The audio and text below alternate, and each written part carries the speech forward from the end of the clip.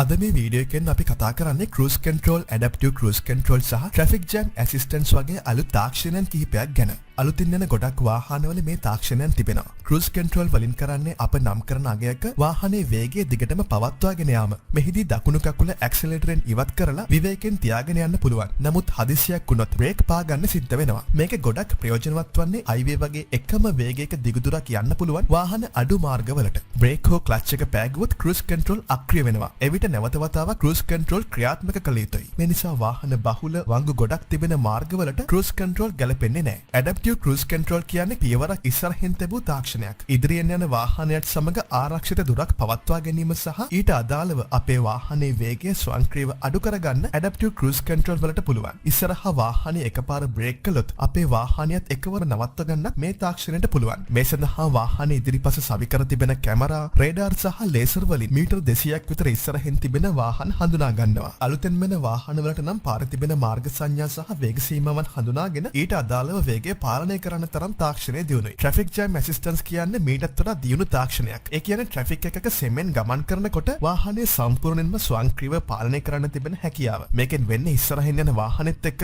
යම් පරතරයක් තියාගෙන එය පිටුපසින් සුක්කානම පාලනය කරමින් වාහනේ සෙමෙන් ධාවනය වීම. මේ සෑම තාක්ෂණයක්ම අපට ඉතාමත් ප්‍රයෝජනවත්. විශේෂයෙන්ම cruise control දාගෙන යනකොට ඇඟට පහසුයි. වාහනේ එකම වේගයක ගමන් කරන නිසා ඉන්ධන නාස්තියත් 160කින් අඩු වෙනවා. ඒ වගේම නොදැනුවත්වම වේග සීමාවන් පනින එකත් වළකිනවා. cruise control වල අවාසිත නැතුවම නෙමෙයි, අයහපත් කාලගුණික තත්ත්වයන් වලදී සහ වංගවලදී ඉහළ වේගයක cruise control ක්‍රියාත්මක කළොත් අනතුරක් වෙන්න පුළුවන්. adaptive cruise control නැත්නම් ඉස්සරහින් යන වාහන සහ වෙනත් බාධක ගැන කල්පනාවෙන් යා යුතුයි. මේ නිසා ඇක්සලරේටරෙන් කකුල ඉවත් කරත් වාහනේ පාලනය ගැන ඔබ කල්පනාවෙන් සිටිය යුතුමයි. adaptive cruise control සහ traffic jam assistance වගේ දේවල් ක්‍රියාත්මක වෙන්න මාර්ග යහපත් සහ සම්මත තත්ත්වෙන් තිබිය යුතුයි. මේ වගේ ඔප්ෂන්ස් තිබෙන වාහනයක් ගන්න ගියාම මේ වීඩියෝ එකෙන් අද දැනගත්තු දේවල් දවසක ඔබට මතක් වේවි. ඉතින් ගෙහින් ගන්න ඔබට සුබ දවසක්.